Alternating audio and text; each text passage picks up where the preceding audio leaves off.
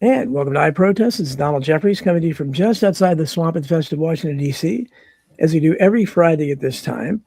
Today we're going to tackle a subject that I've been wanting to tackle for a while. Are nuclear weapons real? And we have, I just put this off my screen. Hold on a second. Let me bring it back up. Okay. We have Peter Yim, who is a reader, I think is a subscriber of mine on Substack. And he just kind of made a reference to this. And I said, hey, let's see what you got, because he's researched it. He's an independent journalist whose writing can be found on the Substack newsletter, The Rise of Scientific Totalitarianism. His journalism seeks to document the deep fraud of the United States government in the modern era. He holds an undergraduate degree in physics and a doctorate in biomedical engineering. So he's far more qualified than the likes of me to discuss this. Peter, welcome to the show. Thank you very much, Donald. I appreciate the opportunity, the platform, to speak about this topic.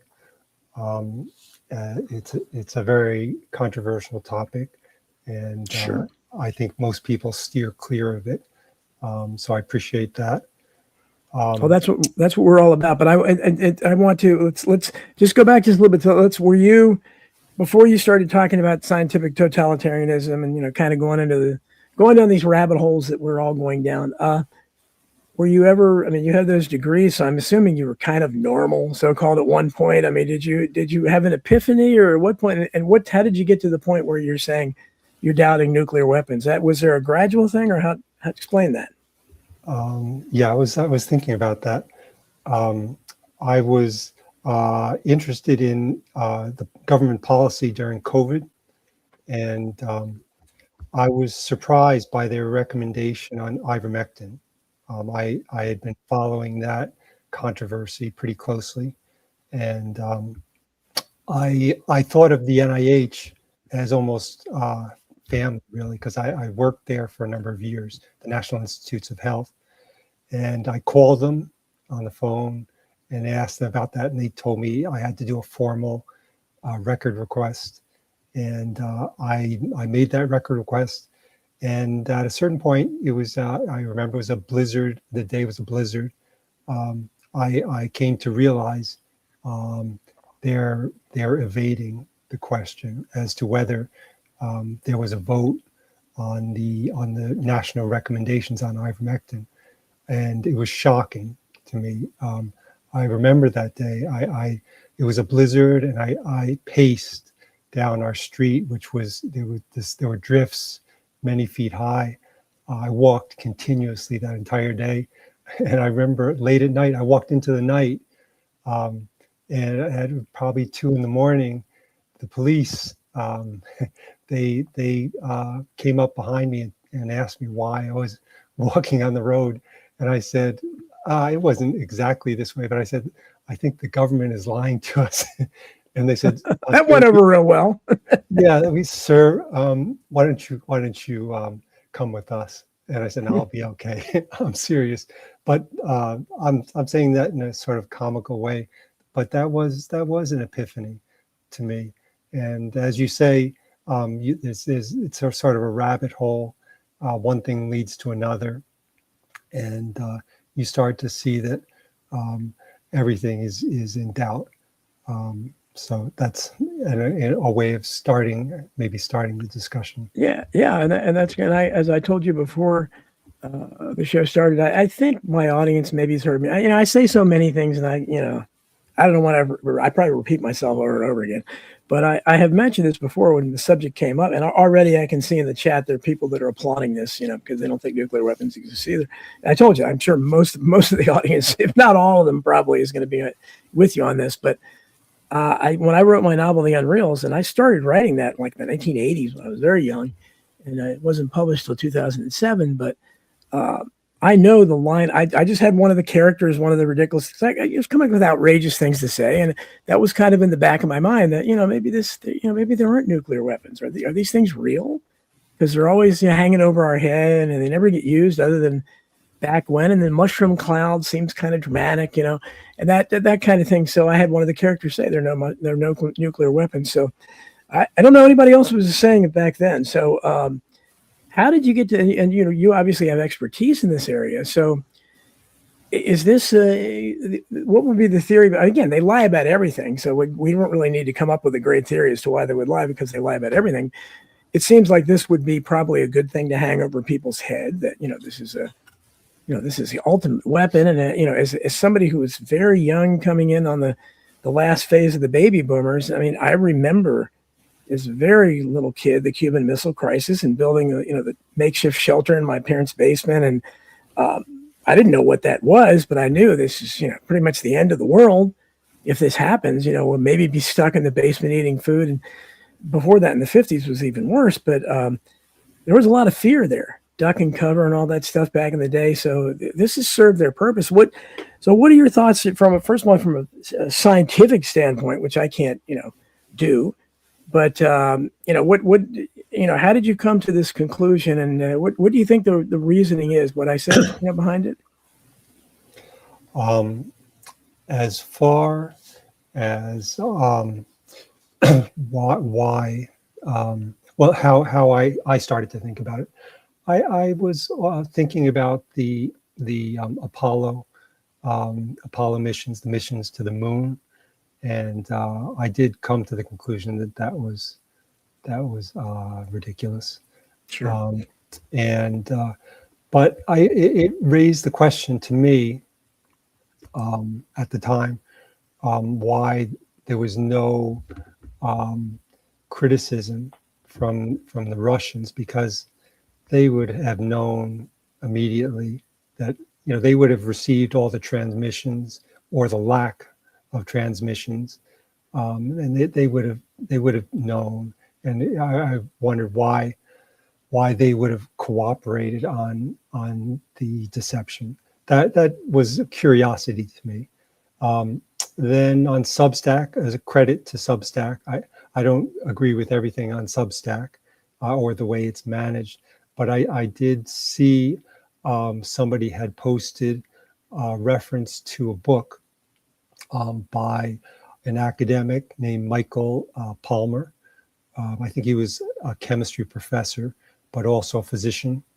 And he had done a study of Hiroshima and Nagasaki, and he had concluded that there was nothing unusual about the destruction at those cities during the war. It was consistent with a conventional weapons attack plus a chemical weapons attack, which in fact he was not the first person to say that.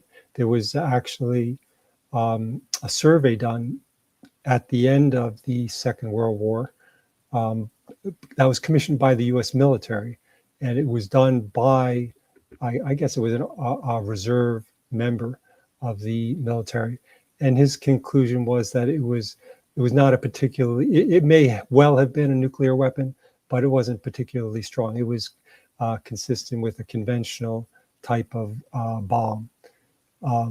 So that book, I think, for many people has led them to question the existence of nuclear weapons, so that was sort of my takeoff point. I'm not sure. I think I mentioned to you that as to whether Palmer believes they now exist, but he was convinced that there was never nuclear weapons were not used in the attacks on Hiroshima and Nagasaki.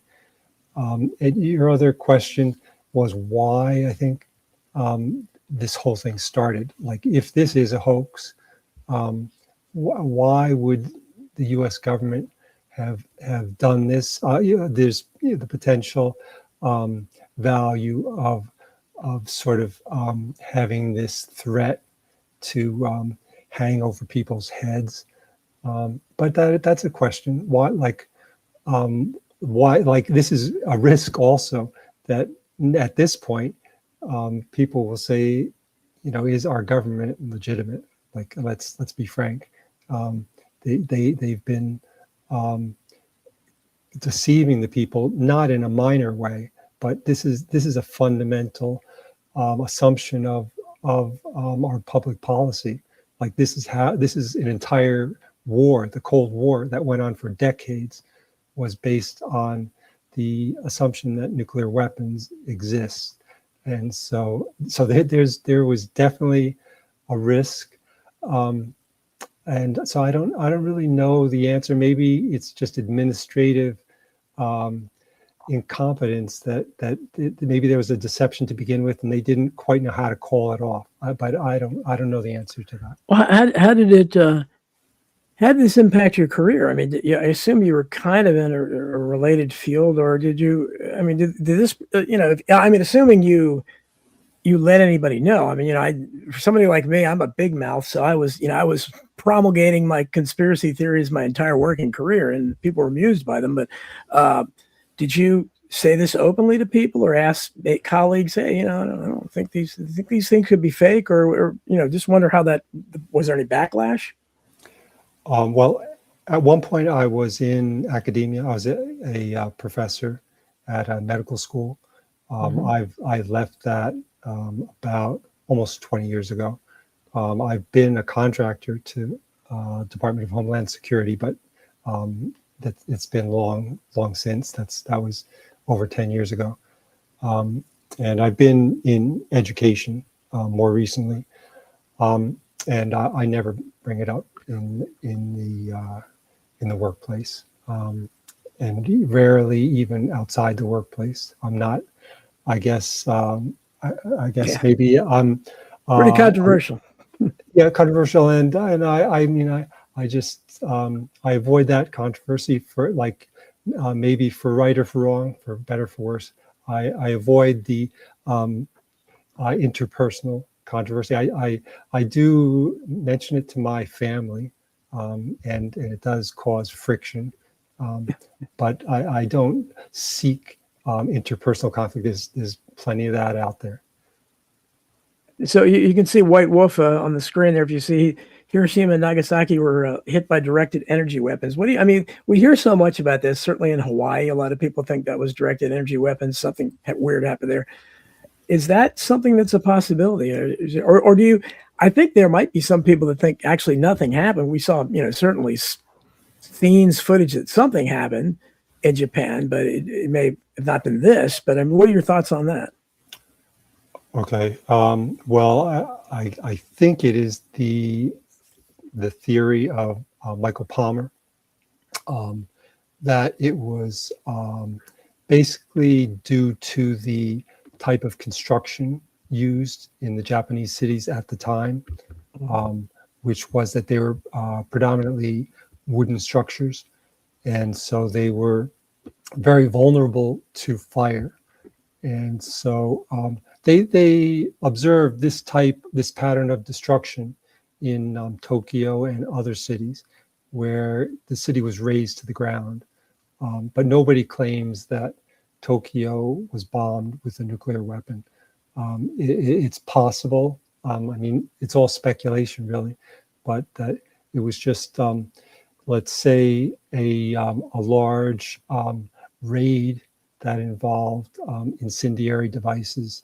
And you can see I have a picture on one of the articles of Ground Zero, and you can see that the city is razed to the ground essentially, except for the concrete structures, which are basically 100% intact, including a bridge that was very nearby to Ground Zero. In fact, I think it was functioning. It may be functioning to this day.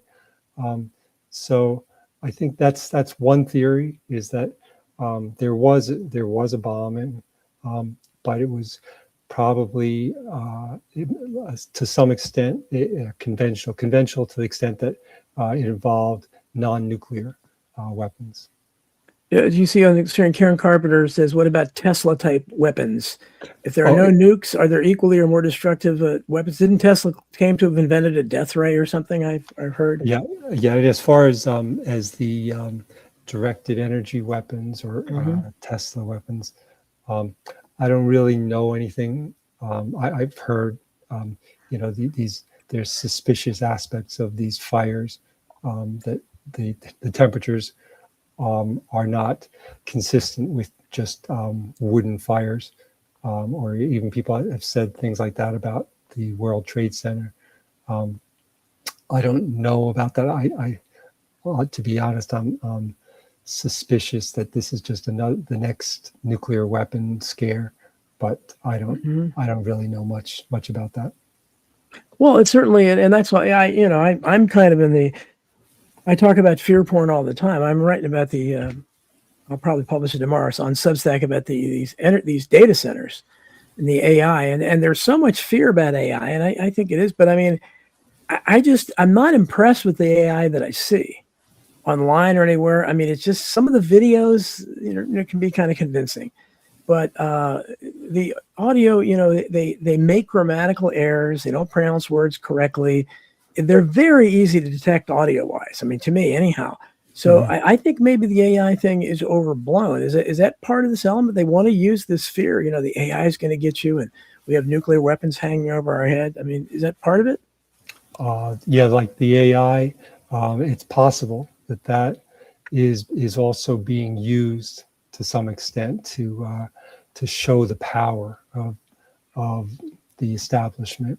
But on the other hand, I think we all see that, like, it does have tremendous abilities, like the ability to synthesize and digest information. It is a remarkable thing.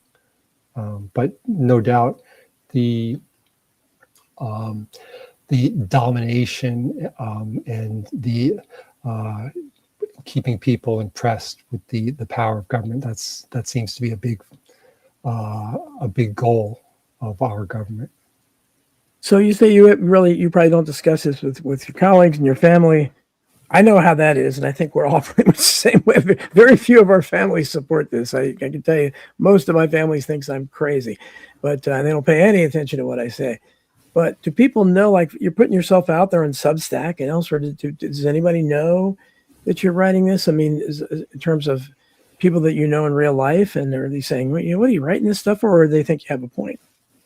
I suspect that people know. It's just something that is unspoken. I mean, I don't really want to get much into my job situation, but Sure, of course. But I suspect that my supervisors are aware of it, and it's not something that you want to be associated with. Sure. Well, I mean, you're putting yourself out there, and this is. I mean, you mentioned. We didn't go to the moon. The Apollo, that at one time, that was. I don't think that's that controversial now.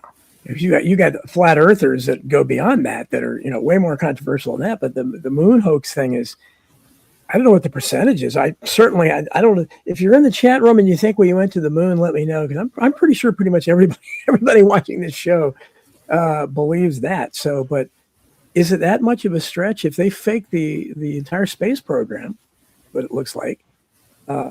Is it that much of a stretch to say they're pretending to have nuclear weapons? Yeah. Yeah, I mean, I don't. To me, I just think that there's probably more controversial because nuclear weapons are kind of in the background, and they're always scared. And the most ironic thing is how the United States continues to preach to everybody Iran can't have a nuclear weapon, and for a while North Korea couldn't, but now I guess they do, and it's okay for some reason. But and JFK was arguing with Israel over with Ben Gurion, in the early '60s over them developing. But I mean, was that all a charade? Did JFK know? I mean, trying to figure out how this, which would he have been in on it? I mean, because he's one of my heroes, so I don't know. What are your thoughts on that? I don't know about that. It's possible that he wasn't aware, and for example, that his plan to have the mission to the moon was sincere. My suspicion is that was a sincere goal. Yeah, I think so. And I think as far as that program, I think the the scientists and the administrators realized at a certain point that it was never going to be possible, and they had no way of turning back. I mean, it would have been sort of a national disgrace. But there's a little bit of a connection between the space race and the Cold War. Like in some ways, those are tied together. Like the space race was considered some version of the Cold War, like to show technological dominance, and so it was sort of an expression of the same thing, and maybe arose from the same for the same reasons that as nuclear weapons did. But you see the question, what is Marco wants to know, what is really inside NORAD? Do you have any thoughts on that? You said Marco? Yeah, Marco, what is really inside NORAD? I'm not a military person, but I think that means that's an intelligence base for detecting nuclear weapons. Is that what that is? I associate them with 9/11 when they didn't deploy anything into the air. When maybe I'm wrong, but and also NORAD I know is involved in UFOs to the Air Force. I believe I remember reading a lot about that. Maybe somebody in the chat can enlighten us.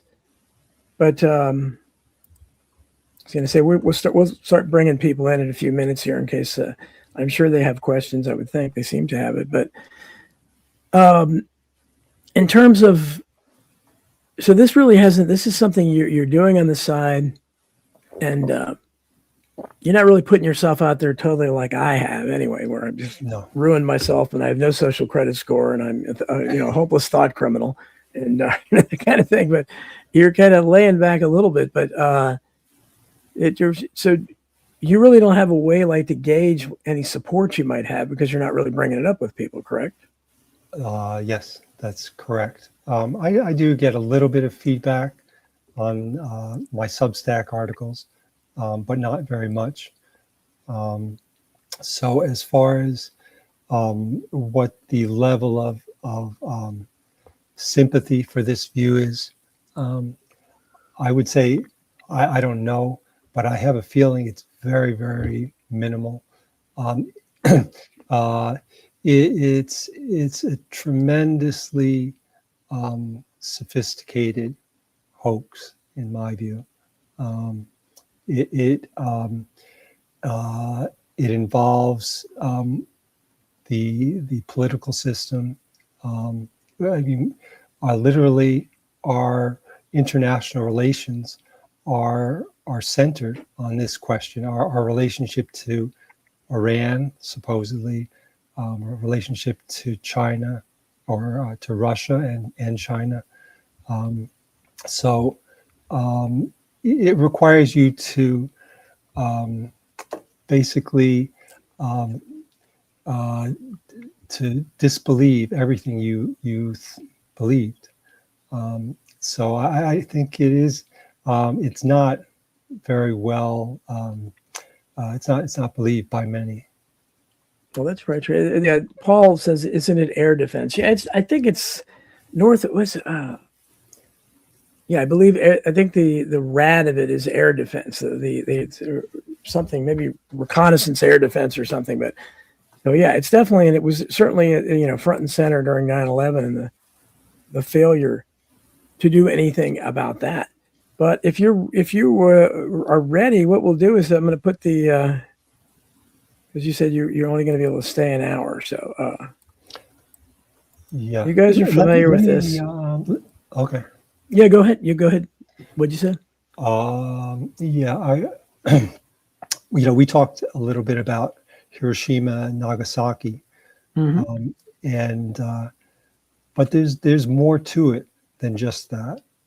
We know more about the about the details, the supposed details of nuclear weapons. And I'll just point out a couple of things as far as that goes.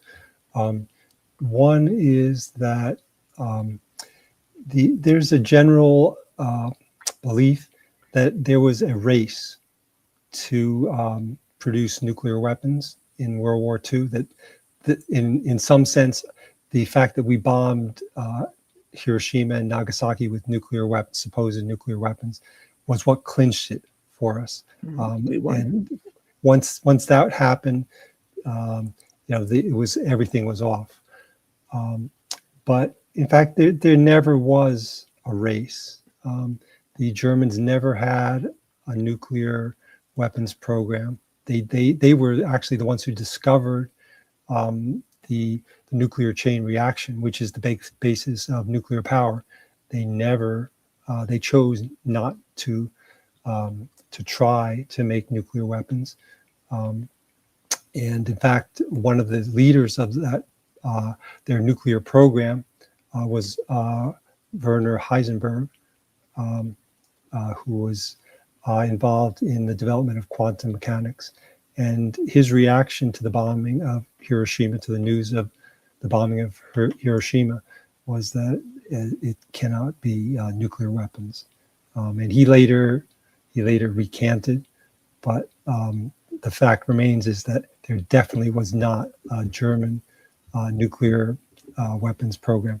And the one other thing I would just point out as far as the science goes is that there's also a popular misconception that the science is relatively simple and straightforward, that you simply enrich uranium and you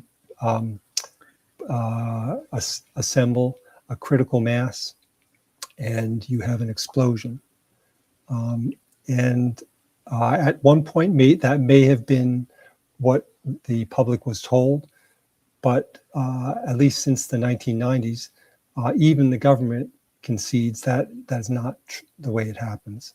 A critical mass of enriched uranium does not explode.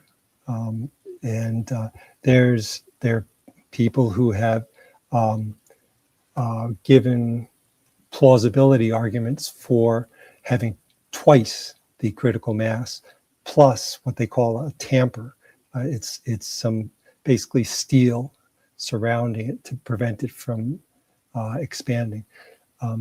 But my point is that the science is not simple. The explanation for why the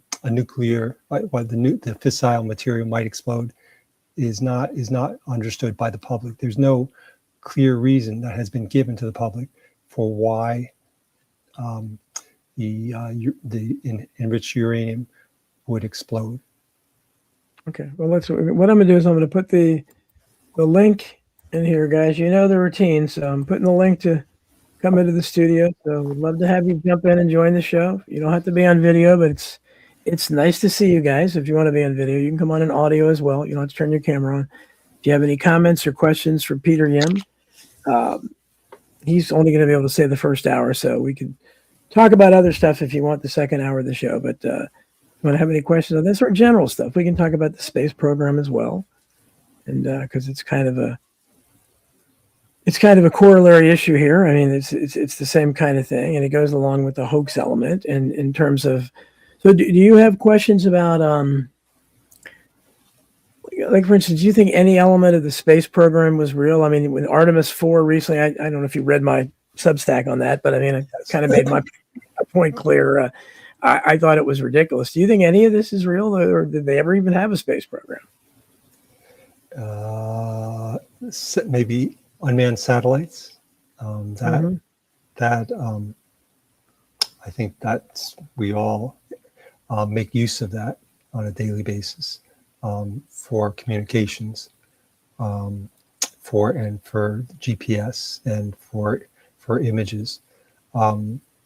It's not possible with all the technology that we have to have a person go into space and Well, return. especially in the 1960s. Yeah, in the current era, it's not Yeah. possible. Yeah. So there you go. You're somebody who knows. White Wolf, I figure you would be up first. This is the esteemed White Wolf. What are your thoughts on this subject, WW? Okay, well, let me ask Peter some questions about the science. Okay, now does Peter actually believe in modern physics and Maxwell's equations and all of that? Yes, Maxwell's equations. Yes. Okay, so do you believe in radiation? Yes. Okay, Yes, I do. and the chemistry periodic table. Yes, I do. Okay. So explain to me the water molecule. Let's start with the water molecule. Why is the water molecule quote unquote bent? Why is the water molecule bent? Yeah, they say that the water molecule is bent at a 105-degree angle.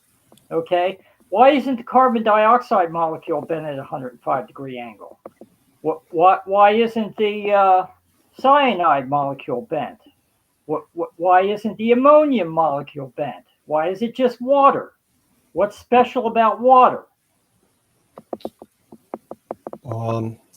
That's a good question. Well, of course it's a good question because it's all fake and gay. They just make it up as they go along. Okay, I don't know if you've ever studied solubility. Okay, but if you study the solubility of water and alcohol and ether and these other things, you can come up with an entirely different periodic table that actually indicates that water itself is an element, and that all of these other substances, okay, are gravitating off of water. Now, exactly how I can't explain, but years ago, when I was at the university, I had to troubleshoot an experiment for the nursing professor, okay, that had to do with pathological urine, of all things. But in the process of doing that troubleshooting, I began to suspect that the periodic table and stoichiometry and all of that is completely, as I would say, fake and gay. And so at this point, I'm convinced that there's no such things as atoms and molecules. There's no such thing as DNA. There's no such thing as any of this stuff. And people, okay, I mean, I even see people building their whole eschatology on this. And it's like you always have to start with the empirical data. Hold there for a second, W, because you can see we have some real controversial figures here. So you're really going out on a limb there, W. Hey, it's great though. What are your thoughts on that? I know, but I've also been in the lab. I've done the research. No, I'm not saying you have. Hold on a second. Just wait. Let Peter respond a little bit. Peter, what do you think of what he's saying?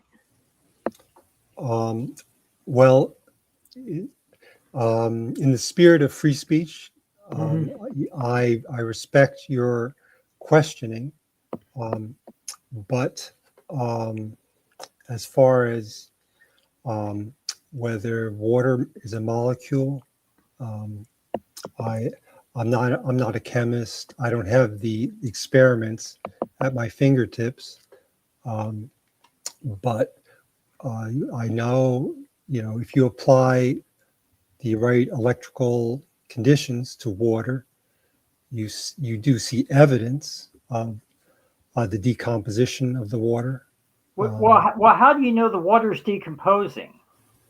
Well, you don't know much of anything. I know that yes, you are correct that if you do an electrolysis experiment and you use Boyle's law that yes, you'll get a 2-to-1 proportion of hydrogen to oxygen as far as the electrolysis of the water is. Well, WW, this is fascinating stuff. But how does this? Again, I'm no scientist, but what obviously you don't think nuclear weapons exist either, and you agree with Peter about that, correct?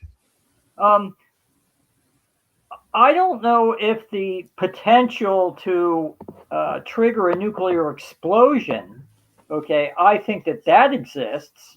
Okay, what I don't think exists is the so-called construction of a nuclear bomb. I think that I think that all the physics of nuclear bombs that's complete fantasy. Is that how you look at it, Peter, or do you look at it a little differently? Yeah, I didn't follow the entire reasoning, but Is Peter familiar with the Tunguska crater in Russia? I am. Early 1900s, right? 1912 or something like that. 1905. 1905, yeah. I'm not familiar. No. Okay. Well, there was an explosion in Tunguska. It was documented, and a few months later, some explorers went to the area and they found every tree leveled, and it was leveled in a pattern that showed like a quote unquote ground zero or point zero, and all the trees were leveled perfectly symmetrical to that ground zero. So there was a tremendous explosion there that just leveled hundreds of thousands of trees. So that's real. That's something that we know. So these huge explosions can happen. They can occur. And a lot of us believe that was the demonstration of a Tesla weapon in a very remote area. Well, a lot of people used to say that it was some kind of nuclear explosion or something otherworldly, but it certainly was something that wasn't explained. That's for sure. And it was kind of covered up. And it wasn't until really the UFO people and the 60s and 70s they kind of started throwing that in there. So I mean, it's WW comes with a lot of great stuff. But let me. I think the issue of the science is starting to come up, and the question of the feasibility, and we haven't really touched on that issue. And so let me give a little bit of background, which is that I mentioned that critical mass does not mean an explosion, but let me explain why. Yes, in fact, you get an exponential growth in the nuclear chain reaction. Exponential means it basically increases at an ever increasing rate. And so that sort of implies an explosion, because within an instant, within microseconds, the entire mass is fissioning. You're releasing all of the energy in a microsecond, theoretically.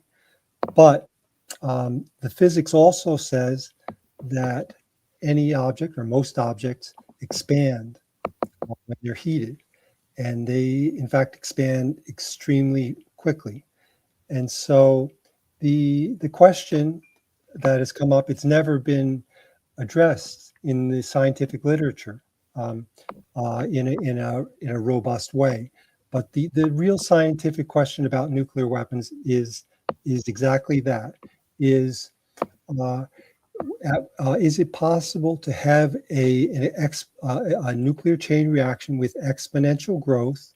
I'm throwing a lot of science, I realize that, but I'm going to give you the full scientific question about nuclear weapons, is whether you can have a nuclear chain reaction with exponential growth that goes faster than the expansion of the fissile material. It's basically a question of speed, and I think the questioner, White Wolf, brought up the possibility that there's a feasibility at some point of nuclear weapons, and what I'm saying here is that it may be fundamentally impossible to have a nuclear weapon as far as our laws of physics, because of the fact that the nuclear weapon basically we say is it disassembles. It expands faster than the nuclear reaction proceeds, and therefore it extinguishes itself. And that's these are not my views. This is the view of Los Alamos. They acknowledge this disassembly. It's just that they imply that the nuclear chain reaction is faster than the disassembly. So I know I'm getting into a scientific discussion here, but that is the question: is whether it's fundamentally impossible to have a nuclear weapon. Not just that we haven't figured it out. It's question whether it's fundamentally impossible. And there's no reason why we couldn't have been told, given proof that it is possible. We're given these sort of childish explanations. The people who give them, they are basically endorsed by the federal government, and they can see they're for educational purposes only. Well, and they're obviously inaccurate.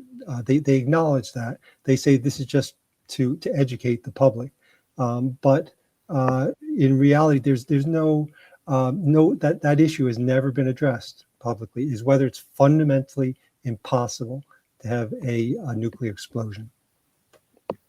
Well, I think you're what always used to confuse me is, again, as a little kid, I would hear atom bomb or the atomic bomb, hydrogen bomb, the H bomb, and then eventually it just kind of morphed into nuclear. What is the difference between atom bomb, H bomb, and why don't they never say those anymore? And now it's just nuclear. Are there any differences, or were they just, I don't, as a scientist, yes, explain that? There are differences.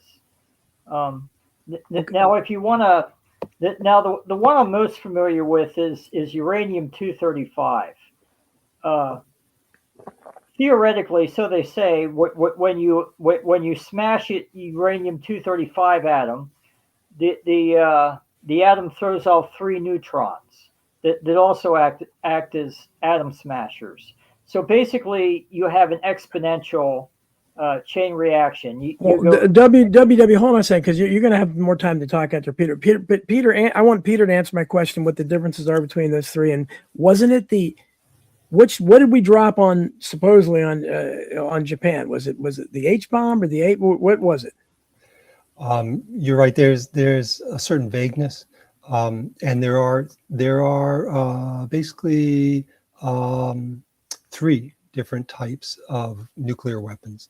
The first one was used once, we are told, on Hiroshima, which was a fission bomb of uranium-235, and that was basically by bringing a critical mass together. Then there was a similar weapon, but using plutonium, supposedly, on Nagasaki. Those are fission bombs because in that case, the nuclear chain reaction is the splitting of the nucleus, not really the atom. But so when we say the atom bomb, it doesn't really make sense because it's the nucleus. Then there's supposedly, following that, the fusion bombs, where it involved the fusion of 2 different nuclei. And you're right, we don't hear the distinction between them. Supposedly the next generation was orders of magnitude stronger, but they're all sort of smeared together. But like when we talk about Iran, they're probably referring to the fission bombs, like the first bomb that was supposedly used on Hiroshima. Now, what about, because people in the chat are saying, what about Chernobyl? What about 3 Mile Island? And then we'll talk about Fukushima, because I wrote critically about that at the time. I thought there was a lot of strange elements to that. But how do we explain, how could there have been a nuclear accident if there are no nukes? I'm playing skeptic here. Mm-hmm. I don't really know much about the nuclear accidents, and there is some mystery about what's going on exactly with nuclear power. It's possible that there's more to those accidents than we were told. I will say one thing, is that the general understanding is that nuclear power involves the enrichment of uranium.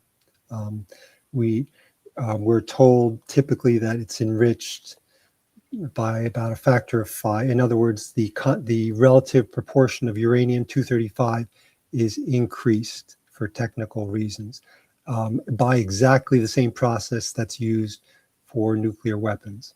That's the general understanding, and I think that's there's questions about that aspect of nuclear power. Like I don't think anybody has serious questions about whether nuclear power exists. Maybe people do, but there are questions about exactly what type of fuel is being used, and I think there's a real question of whether there's enrichment is required. There's definitely are nuclear power plants that do not require enrichment, and I think for most people who have some technical background, when you read about the what are called the gas centrifuges, you'll see that it looks like a hoax. It's the gas. We're told that that's sort of the reason for these military actions against Iran is to destroy their system of gas centrifuges.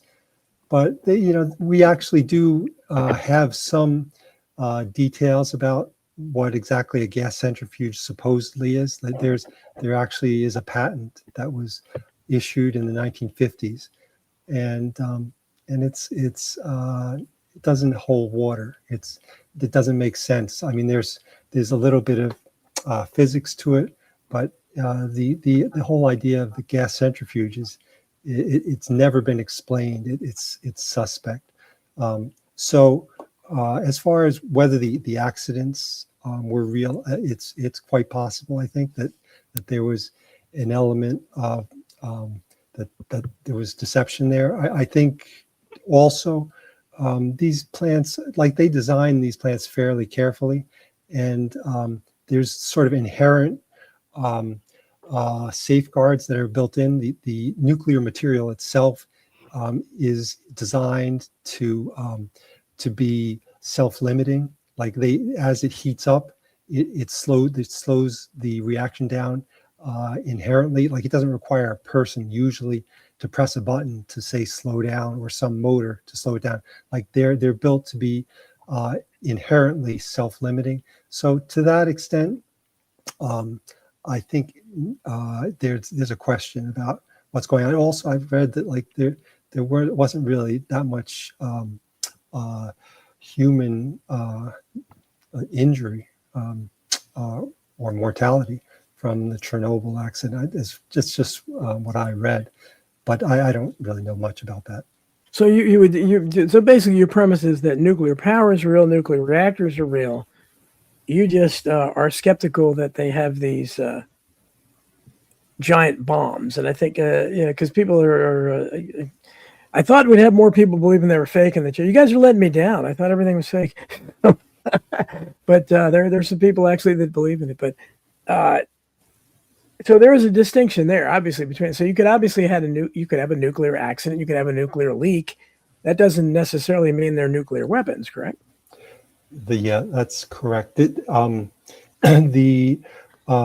question of whether nuclear chain reactions are real, which is what is the basis for nuclear power, I think that's fairly reasonable, and there's no real secrets about that.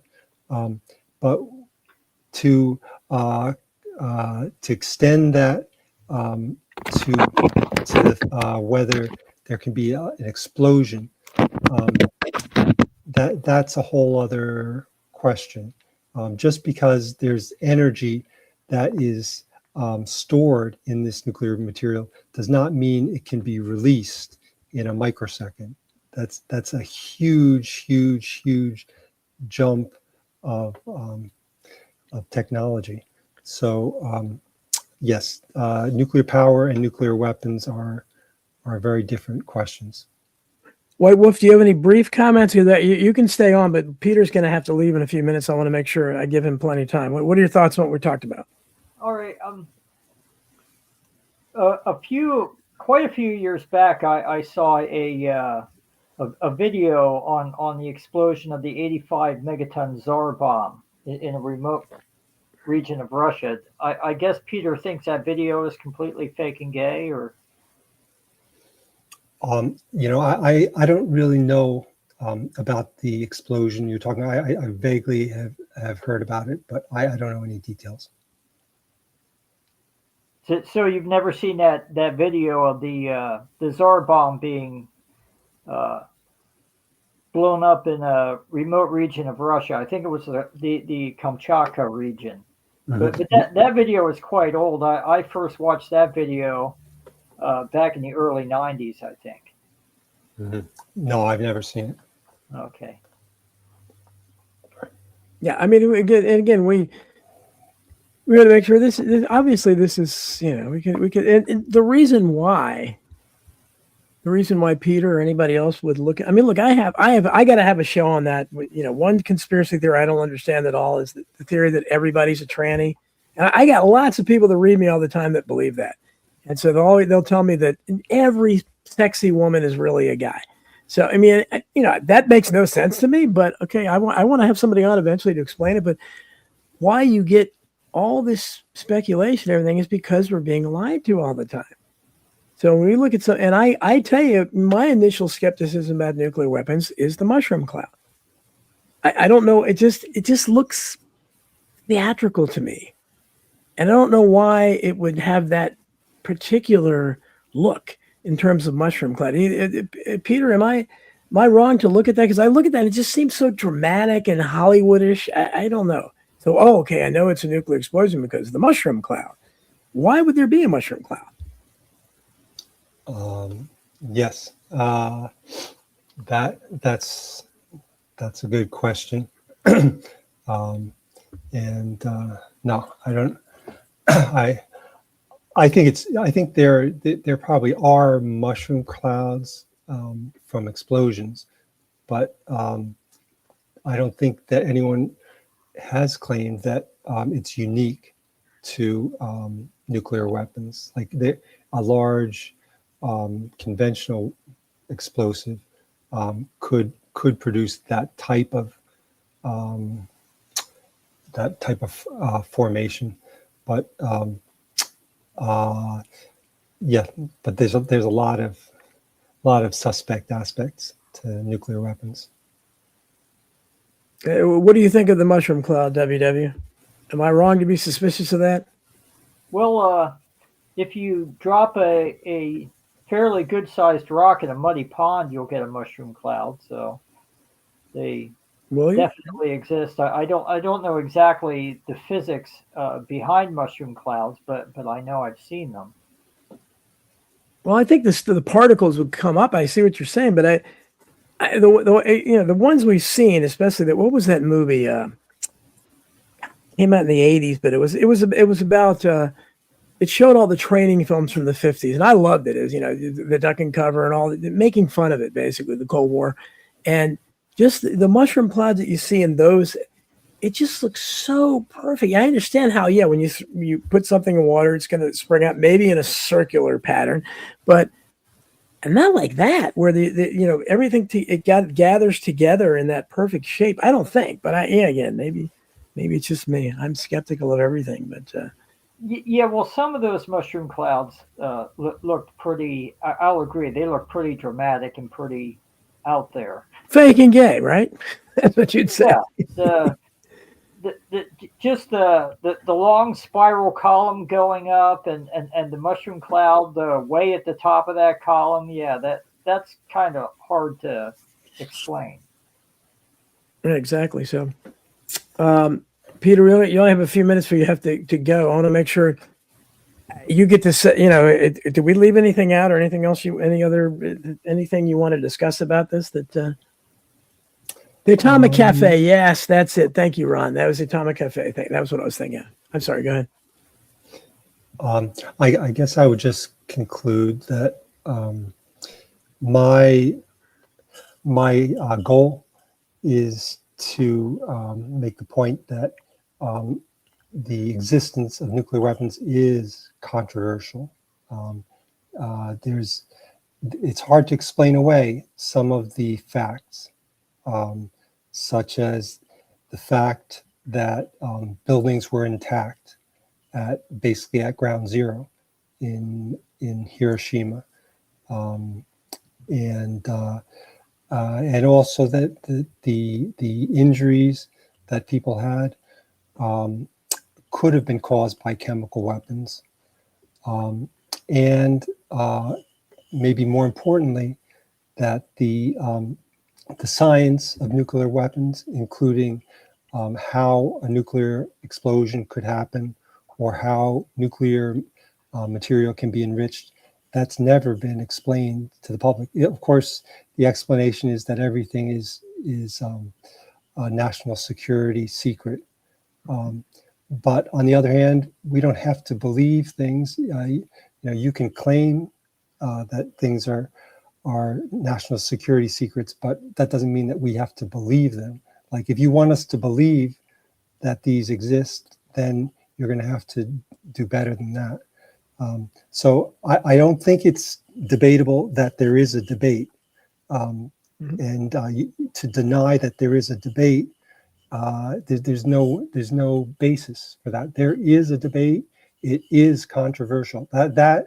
I'm happy to say publicly. I don't mean to say that I'm secretive about all my beliefs to all my acquaintances, but I will say that it is controversial that as to whether there are nuclear weapons. If you believe your government that your government basically has integrity, then you will probably stay away from that discussion, but not for rational reasons. Rationally, there is a debate. It is controversial. Sure, absolutely. Is there any and just, we should never be afraid to question. Anybody who watches this show and reads my work obviously knows that I'm not afraid to go anywhere. I've had flat Earth people on. I'll love to have hollow Earth people on. If I read a book called The Hollow Earth years ago. I mean, I'd like to hear that. I don't think we know. I think we know very little, and we've been lied to about everything. And anyway, so Peter, I know you got to go. Any link or anything you want to promote or anything? Yes. Please visit my Substack newsletter, which, as Donald mentioned, the title is "The Rise of Scientific Totalitarianism." Again, it's on Substack, and you can find more information about this controversy about the existence of nuclear weapons. But thank you very much, Donald, and I thank the listeners very much. Thank you, Peter. It's a controversial subject, and you're very brave to be espousing. So good luck to you, brother. Okay, thank you very much. Bye-bye. Take care. Thank you. Okay, Peter M. So that was we like controversy here. So WW is still there, and I'm putting in the link again. I already put it in for Karen Carpenter. So anybody want to jump in? Here's Karen Carpenter as we speak. Huh? Hello, Karen. How are you? You're not in camera today. No, I've been running errands and things, so I'm not presentable.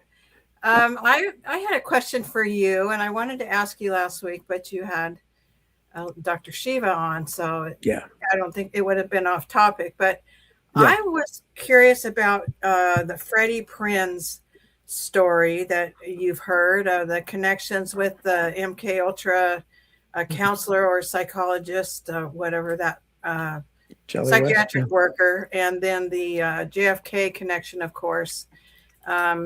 I've seen some other people on podcasts talking about the suspicions around Freddie Prinze's death, and I couldn't remember the details, but I know that you've talked about that before. Yeah, that's one of my, I don't have too many personal experiences in this area, but that was a personal experience. And if I hadn't, again, that was during, that was my most exciting moment as a teenage volunteer for Mark Lane's Citizens Committee of Inquiry. And I was in his Georgetown office, and that's when I got to meet him. And I was thrilled. He was my hero. And I think he went out and bought us sandwiches, me and another teenager that were there. So we were just, thrilled. And somebody called, his secretary said, go run out and get Mark. Hollywood, Freddie Prinz is calling from Hollywood now. This was probably, I want to say just November or December of 1976. And at that time, Freddie Prinz was he was only like 22, one of the most popular comedians in the world. He was star of Chico and the Man, which was a highly rated show. And, if you're anybody old enough, you remember his catchphrase, "It's not my job, man," or something. I think that was his main catchphrase. But, Chico and the Man's kind of a typical 70s show. I didn't think it was that great, but I liked him. And, so, after Mark Lane was on there, we hung around and ate our sandwiches and we're stuffing envelopes. And then he came down and he just told us all this personal stuff. He just met us. And I was kind of amazed he did.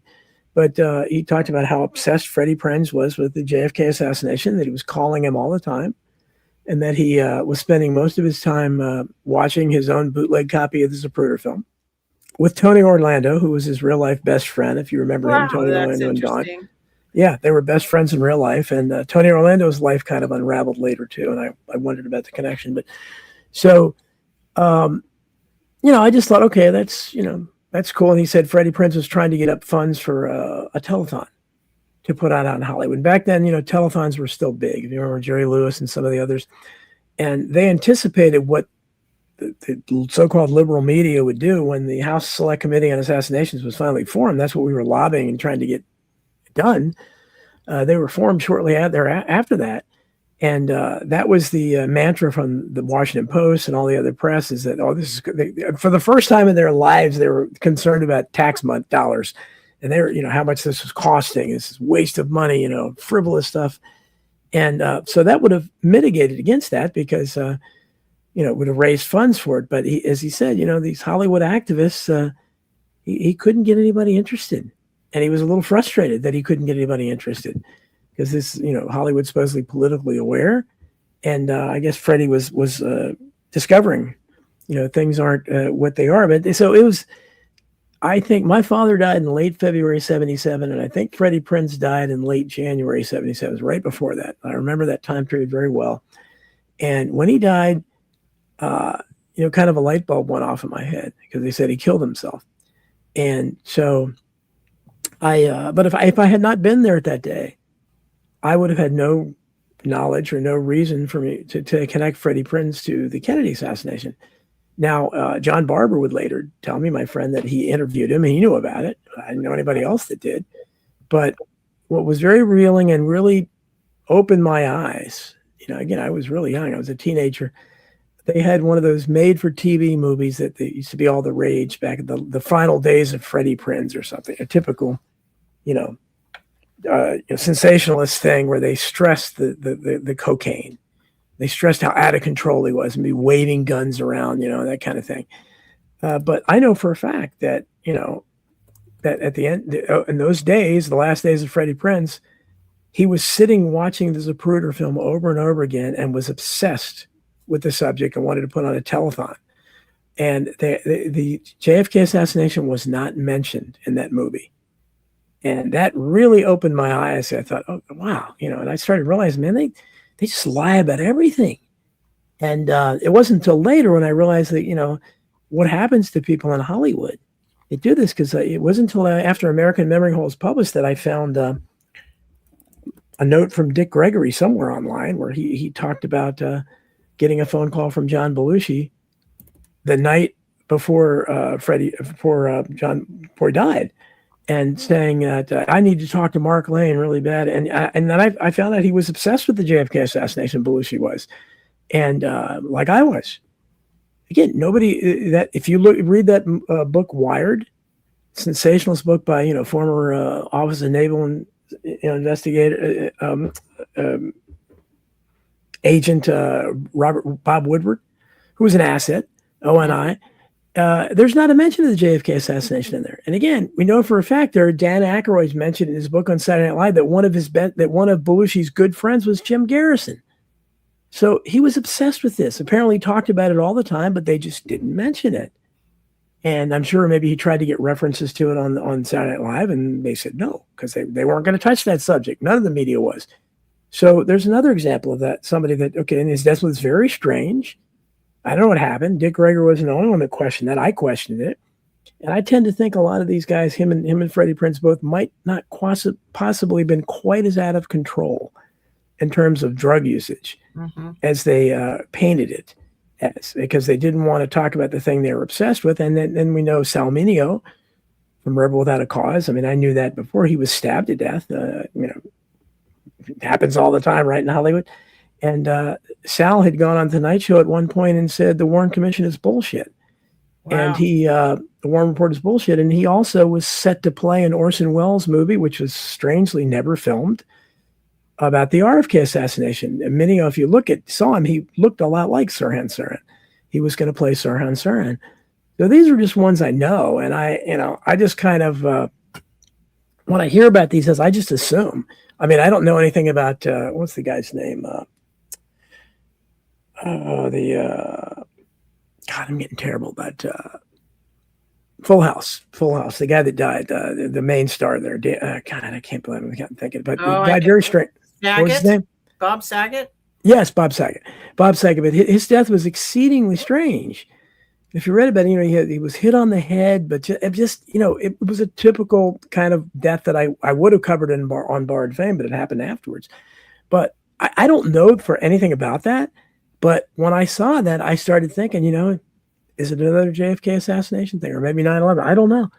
But that tends to happen to the few people in Hollywood that were interested in that. I tried to find out about John Candy, but I couldn't. I was friends with his widow on Facebook for a while, and she finally deleted me. She was probably too much for her. I was also hooked up with his daughter, Jennifer, and she didn't answer my question about it, but I did get Joe Flaherty. I loved SCTV, a big fan. His first wife, I don't think she deleted me, but she corresponded with me, and she would answer me back, and she was good friends with Belushi's widow, and she was that was before I knew, she was going to try to find out if he was interested in that. And I asked her about John Candy. She didn't know too. But again, I don't know that. But I mean, so it's not everybody that dies suddenly out there, does it? But that's the long-winded story of Freddie Prinze. But it was one of the few things where I know firsthand. Now, I remember, or I recall, and I've looked it up here, that he had a counselor or a psychiatrist he was seeing, Dr. William S. Kroger. And apparently this Kroger was tied in with MK Ultra, and he also saw one of the other people who died mysteriously. I'm not sure which one of those people it was, but I think I remember you mentioning that this Dr. Kroger also saw one of the other people. Was it John Belushi that saw Kroger also? But I'm just looking on the internet, and it says the Prinze family later sued and reached a malpractice settlement with Dr. Kroger. And this is the psychiatrist that I believe was tied in with MK Ultra, who saw Prinze the night he died. Well, okay, yeah, you know more about that than I do. I thought maybe you were talking about Jolly West, Jolly and West, who was hooked up to Jack Ruby and then Sirhan Sirhan, and I think another, perhaps two more Manchurian candidate types things. Yeah, that's interesting stuff. I'll have to look into that more. If you find something, send it to me. But yeah, there's so much more to this, and that's why I'm fascinated still by the entertainment industry, because these people are, and they're still. I mean, a lot of them I think is because of the vax, and everything. And I had a rough week this week. We Vince Agnelli, my friend, he's not in the chat today, but one of our friends that I get together once a month with Vince and his. I didn't go to his high school. He was 5 years behind me, and I went to the same high school as my wife, but not me. And my kids went there. Everybody but me went there. But they've kind of adopted me into their group, and they're real nice guys. And I'm amazed that they're still have kept in contact. They played sports together and stuff all those years later. But one of the guys, he wasn't there the other day, and they were saying, "What happened to him?" And he's usually here, and then they got a text that he'd been found dead in his apartment. And it's kind of that sudden death thing. I always think so. Of course, my first question to those guys was, was he fully vaxxed? And he was. Yeah. So, that's the kind of thing where you have that too. But I don't know, too many things. When I'm at that age now where I don't read the obituaries because I don't get the paper anymore. And I never understood people that did that. But when you start hearing about so many people around you and younger than you, even it gets scary. I don't know if you run into that, Karen. You probably do. Well, my cousin died at 52 a couple of years ago, and she died suddenly. And yes, she was fully vaxxed. And can I prove that's what killed her? Absolutely not. No, we don't know. I can't prove that. But that was. She is 52 years old and she died in her sleep. I mean, hello, kind of strange. That's pretty much. That was my first thought. And that maybe was your first thought too. That's my first thought when I hear that.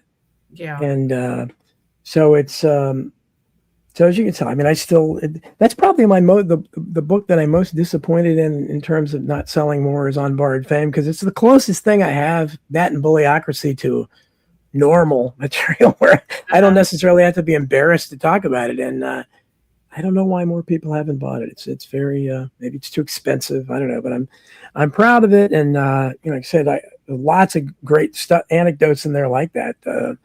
But I couldn't even fit the Belushi thing in because I actually found that afterwards. White Wolf, what do you think of my story? Are you still there, White Wolf? Yeah, I'm here. I'm here, and I've left him speechless. I've been patiently listening to you talk about the Kennedy assassination, and I mean, but my take on the Kennedy assassination it was all a deep state MK Ultra project, and I think the Kennedys were in on it too, and I think I think the Kennedy assassination was what launched the so-called conspiracy nut syndrome. It's like it did, yeah. Let's take control of the opposition, and then let's ultimately control the opposition, and let's find ways to destroy the opposition and to discredit them, and that's what the Kennedy assassination was. It was a grand experiment, and obviously the Kennedy assassination was planned, if not years in advance, at least many months in advance. And yeah, there's no question about that. So you don't? Yeah. Are you one of the people then that think that he wasn't assassinated? It was faked. Well, it could have been that Kennedy himself wasn't assassinated, but he had a stand-in that was assassinated. But definitely the stand-in had his head blown off, and they lost the brains and everything else, and yes, they did. but the cover up with the JFK assassination goes on several levels, and of course you also had the assassination of Jack Ruby, and then you had of course the Jim Garrett investigation. And I think that these were all clever misdirects, and it was like building layer after layer around the truth. Okay, in other words, constructing a minefield around the truth so that people couldn't get to the truth.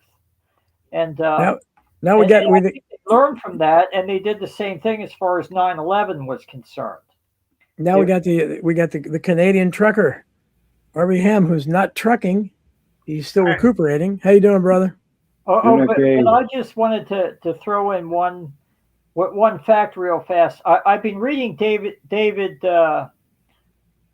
Irving's book about Hitler's War, and I'm learning a lot of interesting facts. And one of those facts is that, did you know that during World War II, the British and the Russians invaded Iran? You see, I had never known that. I know. I didn't know that. Yeah, I mean the British during World War II, they definitely invaded more countries than what Germany did, but we're never told about that. Yeah, well, there's again, they weren't a good, and again, I don't think we can. Hitler and Germany, they've been. He's the greatest boogeyman ever. Whether it doesn't mean I think he's good, but we Right. can't tell the truth about him. It's impossible because there's so many things that have been said about him that how do you trust anything about it? I mean, there's no way. And so, Right. but Well, clearly that doesn't mean we. I had, think I've proven conclusively we weren't good guys, whatever he was. right. Well, I agree. I've held for quite some time now that World War II was completely staged. I'm not saying that the destruction wasn't real; it certainly was, but all the politicians were in on it. That they were just actors playing a big satanic game. Okay, well that's very stay hang in there, WW. I love your takes. RB, what's going on? How you doing, brother? Well, that goes along with that book. Edwin Black wrote it, and it was IBM and the Holocaust, Right. and it basically chronicled how before World War II started, Germany was built up by Wall Street, right? And yeah, Ford and all that. Absolutely. Also, Hitler was the product of British intelligence. I have a whole book on that. Well, that's it. This is the thing. If you read like my Substack and place like that, I've got a lot of people that like me that love Hitler. I mean, Hitler's got a lot of fans out there. He really does. I'm no fan of Hitler. Hitler was a very evil man, and he gave very evil orders. Right, but what happens is the reason I think well documented. Well, I think the reason why so many become his fans, because first of all, he's the ultimate outcast and rebel. He's the biggest boogeyman that ever existed, and I think it has to do with what we see today in the world today, with this Zionist power. That and Hitler is perceived as somebody who tried to fight that, and so they say, well, they must be lying about him too. I mean, I told people to read The Wall Street and the Rise of Hitler by Anthony Sutton, and some of my people, oh, that's crazy, it's lies. I thought it was pretty well documented, but I don't know. But at this point, I hate hearing Hitler. Hitler's talked about so damn much. More than almost anybody, and everybody uses him. So that, it's another Hitler. And everybody uses the Nazi thing. So that the thing about it is everybody, the left and the right, both calls people they don't like Nazis. I don't even know what it even means. What are your thoughts on that, RB? Well, that's just, it's the whole left-right paradigm stuff, right? Mm-hmm. But I think that we move beyond that and we start talking about authoritarian and reactionary and things of that nature instead of trying to blame it on one segment, because they're all being played off against each other, and you have to constantly remember that, right? That's what the noticing is all about. It's what the awakening is all about.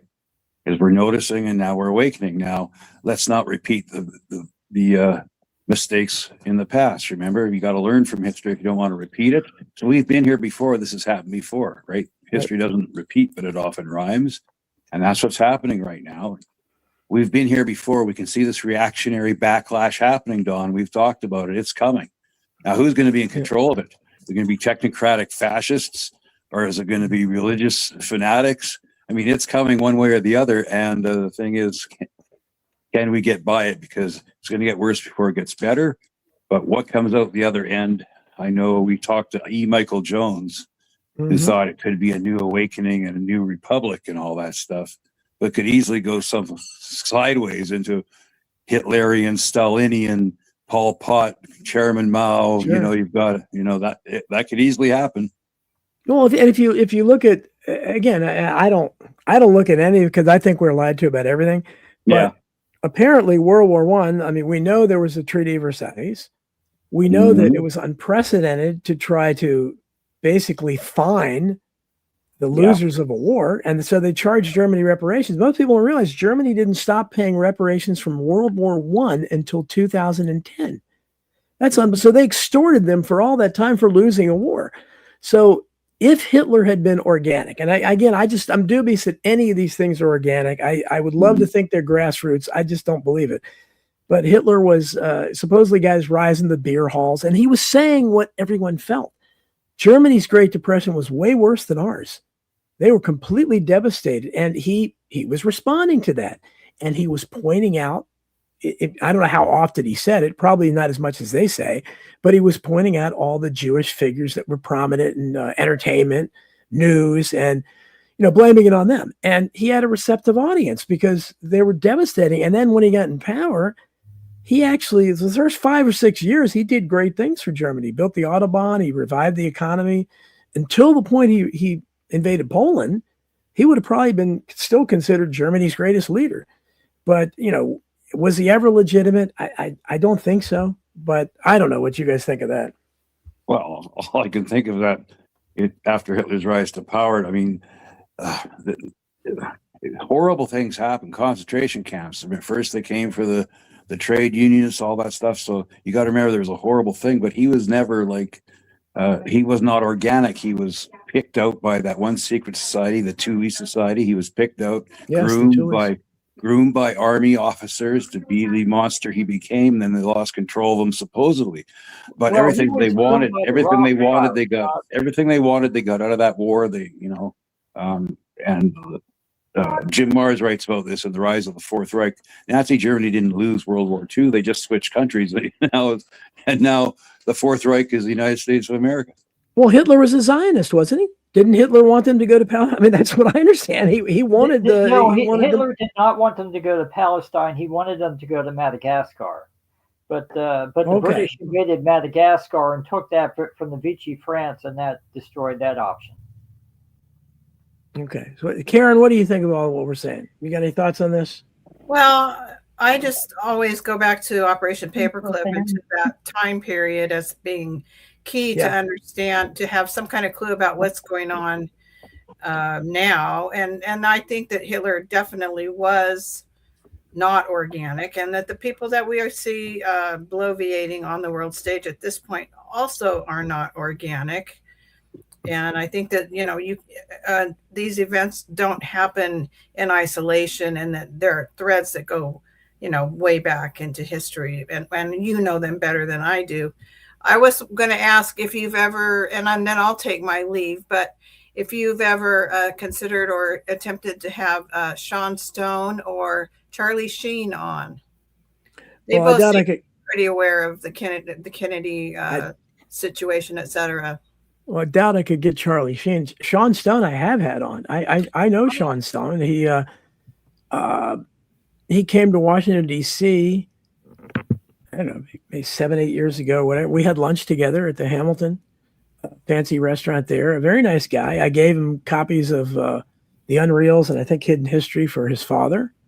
And but he doesn't, I think he's tired of being questioned about, people, his friends trying to get to Oliver Stone. But very nice guy. We hit it off real well. And then he kind of teased me a couple times. He emailed me, and I gave him my script, my novel, The Simulators, which I still think is the best thing I've ever written, but I can't get it published.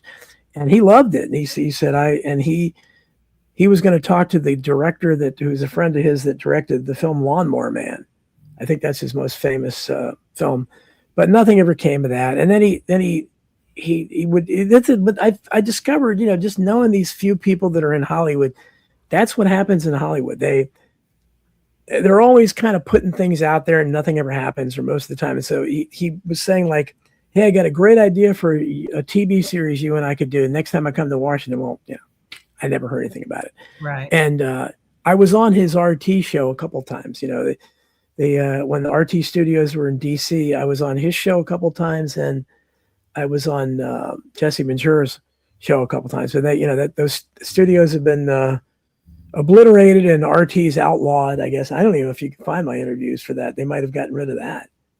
And so that's I need to try. But the last time I had Sean Stone on the show, I had the worst connection problems I've ever had. So and ever since that time, he's kind of. I was always surprised he was talking to the likes of me. He wasn't that big considering who his father was, but he's kind of blown up now. I think he's been on Tucker and everything. So yes, he has. I don't know. I could try getting him, but and he's a really nice kid. And he's give it a shot. Give it a shot, Don. I've seen him on some smaller podcasts too lately. So, okay, well, maybe he's still doing it. I think he kind of tries to vary his audiences. I don't know. He's a great, and that's why when people talk about Oliver, I mean, that's his son, Yeah. and he seems really down to earth, and I like him. So that's why people badmouth Oliver Stone, and maybe it's the case. I don't know.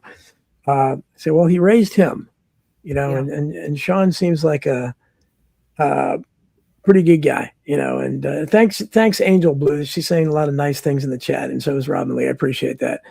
But I do read it. I especially perk up at the compliments, so keep them coming. That's Okay, I'm going to hit the road, and I'll see you for America Unplugged tomorrow. And okay, Karen. I appreciate you, and I consider you a friend. White Wolf, it's great to hear from you, and my best to Casey and RB. I don't know what is RB recovering from.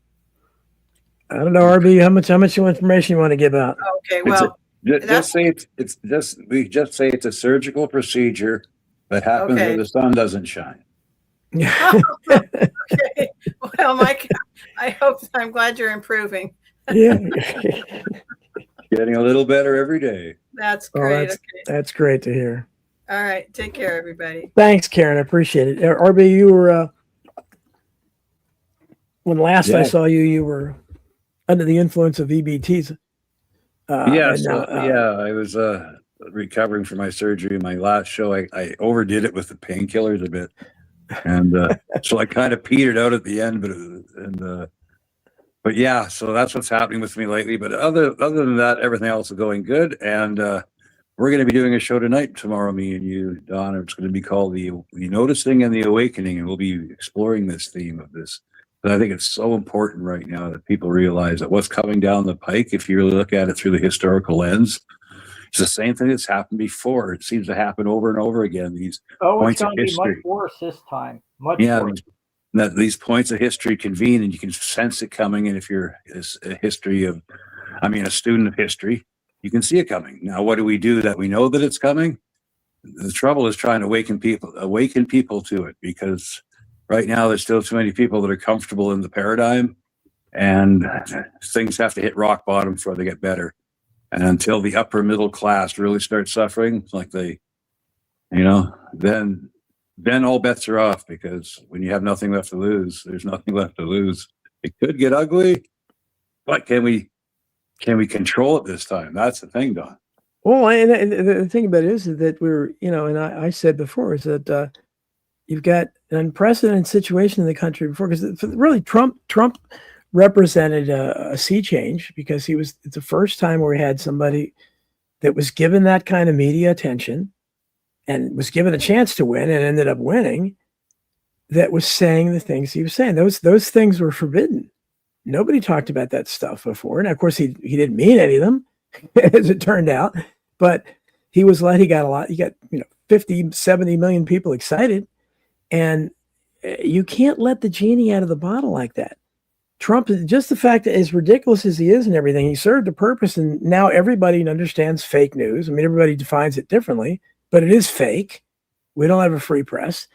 And when he talked about draining the swamp, well, we know there's a swamp. Now, he's not going to drain it. He's become part of it, but the swamp is there. Well, he always was part of it. What's that? He always was part of the swamp. Yeah, exactly. But his purpose was what I call the Trumpenstein Project. It was to tap into that populism, just like Bernie Sanders was tapping into a part of it too. They picked Trump over Sanders. And I think they liked his personality in terms of dividing the public, which it did. And it forever destroyed any chance of third-party movement. I would suggest anybody, I've been watching, we've had a couple of them on the Walk Away channel on YouTube. I forget the guy's name that does it. He's not very impressive, but he's another one of these guys who's been installed. But he has these good debates, and Owen Schroyer is always in them. Clint Russell, who I've appeared with on Union of the Unwanted several times, but he's pretty big. He's been on Joe Rogan and stuff. He was on there, a couple others, but it was the idea. They have like a 4-team people that are dissatisfied with Trump, but we're America first, and they're obviously, like most of us would be. So the other 4 people were including Gavin McInnes, who used to be on Alex Jones a lot, were people that were still think Trump is doing great and call themselves MAGA, and they're upset at the so-called podcasters and the grifters and the doomers, the panicans, and all the stuff they have. And it was fascinating to watch, because if you look at these people that still support Trump, there's no hope, because you can show all those videos of him clearly saying, no more wars, and it'd be stupid to go into Iran, and they just deny it. They look at it and it's what did Orwell say in 1984? The final secret of Big Brother was when the party got you to deny the evidence of your eyes and ears. That's what those people are doing. I mean, when you do that, I mean, Trump, I saw him where he had videotape of saying gas prices have gone down. And the other day he said inflation is, I love inflation. It's like, and it doesn't matter what he says or what he does. I mean, I don't know. I know you guys aren't preaching to the choir, but what are your thoughts, RB? Are you talking to me now? Yeah, RB. Okay. Well, I'm with you along the same lines, but of course I'm with White Wolf. We always knew what he was, and because he was bought off by the Rothschilds in the 90s when he went bankrupt. So, I mean, there was form. You knew this was going to happen. He's done he did that Talmudic ceremony with Ben Shapiro, where he read from the Torah or whatever and put it on the kippah. I mean, I think maybe that was his conversion. That was his moment of conversion. They just didn't tell the general public. Who knows, right? What was the rabbis? Didn't he visit the memorial? And I think my Rabbi friend Naomi, Schneerson. yeah, Rabbi and I think Naomi Wolf visited too. It's I don't know. Rabbi Schneerson believed in the Mosaic was coming, and he was its latest iteration of it. And there's a new Mosaic out there amongst them, and nobody knows who it is, but they believe that he's here. So it's this whole Talmudic Habud Lubavitch cult, right? And even Putin has his own Chabad Lubavitch priest. You know that, right? I mean, rabbi. He's called Putin's rabbi in Russia. So if you really look into it, I mean, it spans across all the countries and everything. This thing, and it's obviously closely associated with the Freemasons, because they always make those stupid signs. So I think it's a coming together of all these interests that have all this power, and they benefit from the chaos. And that's what's going on. And I've heard people talk. It even reaches into China, and there's certain Chinese families that were in touch with Jesuits, in the Hong Kong area and all that stuff before the communists came to power. That Mao Zedong had been educated in the West. He was kind of placed there. So everything is kind of like, in the end, controlled. We already live in a one world order system. The Antarctic Treaty proves that. Why do we cooperate for going out into outer space, or otherwise? It doesn't make any sense. Why is the Ukraine-Russia war lasted 5-6 years when it could have been over right away? Who has the nuclear weapons, right? They could have turned Kiev into Gaza in 6 months. They didn't. That keeps going on, and people make money off of it. I mean, Orwell was right. The war is not meant to be won. It's meant to be continuous. Well, it's meant to be scripted. It makes money that way. World War III is going to end up with 4 or 5 billion people dying. That's for sure. And you think so? So where do you think it's? Because I mean, they keep talking about World War III. It never happens, and it's like hanging over our heads all the. When do you think it's going to? The directed energy weapons exist, and all of these other hellish weapons that they've demonstrated in places like Panama, they all exist. And I think what's coming for this country is a revolution. Now, I recently did an experiment with the algorithms. Last week, I watched 15 hours of Space Battleship Yamato on YouTube, and yet I wasn't getting any videos for Space Battleship Yamato in the algorithms. But then I watched one 10-minute video on the bricks and minifigs controversy. I don't know if you heard about that. And all of a sudden, 40 videos are popping up. They're just popping up like mushrooms. And all of the shills, of course, have latched on to the bricks and minifigs controversy. You've got civil rights lawyer, you've got Southern law draw, you've got here's the deal, okay, and You're racing. Hold on a sec. You're racing way ahead of me. What the heck is this bricks and fig leaf thing? Oh, okay. Well, bricks and minifigs, okay.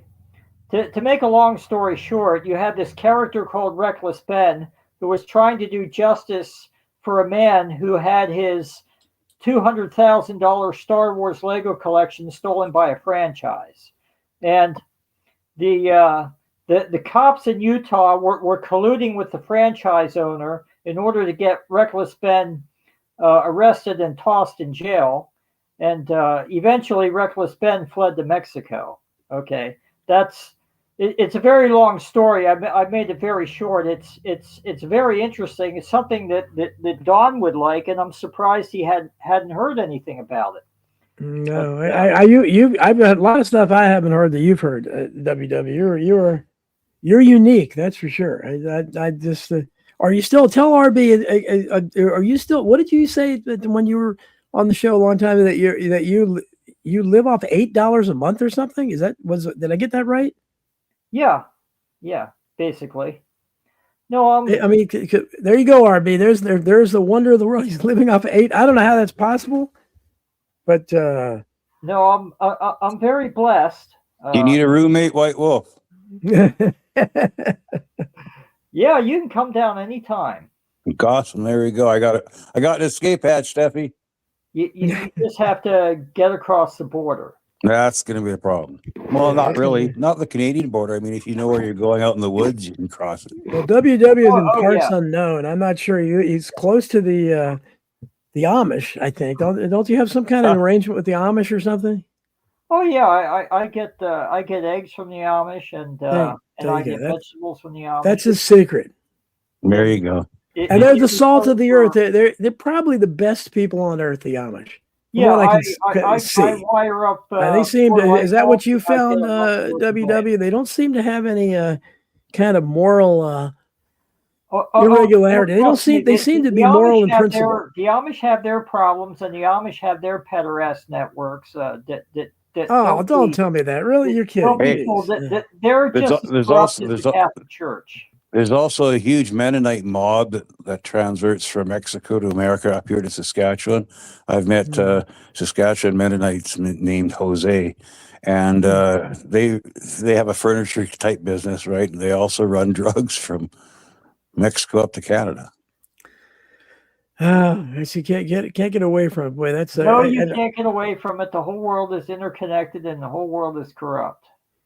But if there's a buck to be made, I was out at one colony, and I unloaded a load of lumber at one Mennonite colony, and then afterwards, this guy, I was smoking at the time. This guy comes up to me afterwards, one of the guys in the community, and says, "Hey, you want to buy smokes cheap?" And he has a deal with the reserves and the Indians, and so he gets these no-name cigarettes from reserves or whatever, black market, instead of like $100 a carton, you buy them for $40 a carton, $20 a carton, things like that. And that's that goes on. Black market cigarettes, boy. Yep, it's a big business up here in Canada. Well, of course it is, because the government turned tobacco into a racket. Yeah. Well, I quit smoking, many years ago, in '89, but I still think about it. I enjoyed smoking, but I couldn't afford it now. But what do you get? I mean, RB, especially as a smoker, a part of me says, I know the government doesn't care at all about our health, and they're constantly pushing things that aren't healthy. That's so true. There's a part of me that wonders if there's some kind of health benefit to cigarettes. Well, actually, I think there's health benefit to the nicotine. Yes, now, that's what I've heard. In its purest form, when people first came over here and tobacco was grown, it wasn't it wasn't combined with all the pesticides and all these other chemicals and stuff, right? Mm-hmm. And the nicotine wasn't really that hot. It wasn't really that concentrated, but neither was the tar and all that stuff. And the way they smoked it was in pipes, so they use it as snuff or whatever. There's all these purposes. It wasn't. Mm-hmm. It wasn't put into a factory and then churned out in in the way they churned out then in that way. I mean, so you, it's the thing is the nicotine, right? That's why like people are saying the nicotine patches are big now, nicotine pouches, all that's, you don't have to smoke anymore to get your nicotine. So, you know, here, technological progress. There you go. I don't know how, because I mean, I think when I first started smoking, it was 35 cents a pack or 50 cents a pack or something. Oh my God. It's just amazing. I mean, I can't, I don't know how anybody, and I would be the most radical smoker in the world, because they had already, before I quit, keep in mind, I was working in a hospital at that time, and we could smoke everywhere, including patient rooms. The only way you couldn't smoke in a patient room is if there was an oxygen tent, because it might blow up. But other than I that, remember those days. I'm old too, Don. I remember. yeah, those days. I mean, and, you know, I try to tell people, you walk in any store and you just throw your cigarette on the floor and ground it out, and somebody come up and sweep it up. When they stopped letting you smoke in elevators, I was irate over that. I mean, so that's, I would just be, when they started saying we can't smoke here, and then they made it a smoke-free facility. So I'm not going to go out in the garage with these other people. I'm just not going to do it. And and that's when my wife was pregnant with her first child. So she said, I'm quitting. So I said, well, okay, I'm doing that too. And then it's amazing, but I don't, they really do treat, as I agree. Rush Limbaugh, one of the most intelligent things he said a long time ago, he said the government should either just shut up about cigarettes or outlaw it, because it's a legal product and they're trying to punish people constantly for consuming it. So I don't know. But I often think there's something positive, because I know how much. So nicotine must have some really good quality, because they've gone a long way to tax it and make it, and demonize it everywhere. Mm-hmm. The point where, if you see, like, sometimes they'll show, if you're watching a television show or something, first of all, they don't even smoke on TV. They haven't for a long time, but if they do, they'll put, like, next to nudity or violence, they'll put smoking, as if that's so far beyond the pale. But I don't know. Speaking about beyond the pale, but I don't know. Exactly. I've quit many times before, and then restart and then quit again. Sure. But many times when you're quitting, the thing about it is you're doing fine, and then you will watch a show on TV and there's somebody smoking and enjoying it on the TV. The next thing you know, you're craving one. So maybe there's a point behind it, just for the non-smokers. Hey guys, there might be smoking in this movie, so get busy knitting or something. Do something with your hands before you watch the show. Yeah. Well, I mean, it's just, and I try to describe that world to people, but it just, not everybody, but probably half the population smoked back then, I would think. World War II was a great thing for the tobacco industry. Oh yeah. So they got everybody.